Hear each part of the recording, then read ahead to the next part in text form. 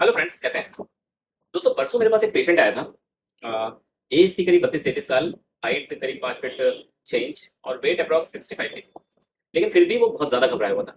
क्यों? मैंने उससे पूछा कि भाई क्या प्रॉब्लम है, क्यों परेशान हो रहे हो उतना। बोला सर मेरी रिपोर्ट देखी। मैंने कहा देखिए देखिए रिपोर्ट क्या कह रही है। रिपोर्ट देखी उसकी LFT CPC KFT का कंप्लीट हेल्थ प्रोफाइल करा के लाया था। दो तीन पैरामीटर्स को छोड़ के SGPT मार्जिनल लेवल पे था करीब 45 के आसपास। SGOT करीब 55 के आसपास था, 50-55 के बीच में था, एग्जैक्ट मुझे याद नहीं। लिपिड प्रोफाइल लगभग लगभग ठीक था। लेकिन जो उसका होमोसिस्टीन लेवल था वो करीब 34-35 के आसपास था।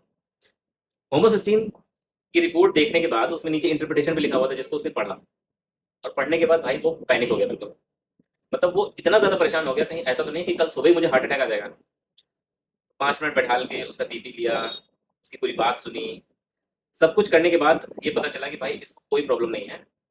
इको ECG भी उसने उसके बाद करवा लिया था, जिसकी रिपोर्ट भी नॉर्मल थी। तो मैं आपसे कोई बताना चाहता हूँ कि होमोसिस्टीन लेवल कोई एक ऐसा मार्कर नहीं है जिससे ये पता चल जाए कि आपका हार्ट ब्लॉक होने वाला है या आपको कोई हार्ट की बीमारी है। होमोसिस्टीन जो है वो बॉडी में बनने वाले अमीनो एसिड का बाई प्रोडक्ट है, जो विटामिन बी की वजह से मेटाबोलाइज होता है। तो अब बॉडी में अगर विटामिन बी, विटामिन B6 या फोलेट की कमी होगी तो होमोसिस्टीन का लेवल बढ़ जाएगा। अगर आप स्मोकर हैं या ड्रिंकर हैं, उस केस में भी आपको होमोसिस्टीन का लेवल बढ़ा हुआ मिलेगा।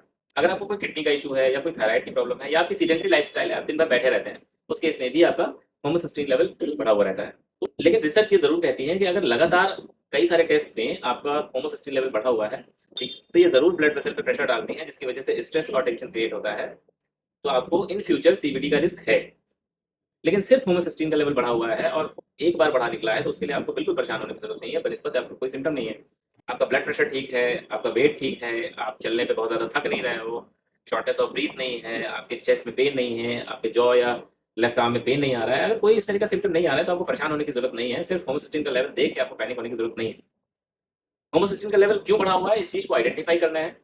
अगर आप ड्रिंकर हैं या आप अल्कोहलिक हैं या आप सेडेंटरी लाइफ स्टाइल है, आपको थायराइड की प्रॉब्लम है या किडनी का इशू है, अगर इस तरह का कोई प्रॉब्लम है या विटामिन डी की कमी हो रही है, तो इन फैक्टर्स पे काम करने की जरूरत है। सिर्फ होमोसिस्टीन के पीछे भागने से कुछ नहीं होगा। तो फ्रेंड्स, सिर्फ होमोसिस्टीन लेवल चेक करके सिर्फ डरने की जरूरत नहीं है, क्योंकि ये ब्लड टेस्ट जो है ना वो इंसानों के लिए बने हैं। इंसान ब्लड टेस्ट के लिए नहीं बना है।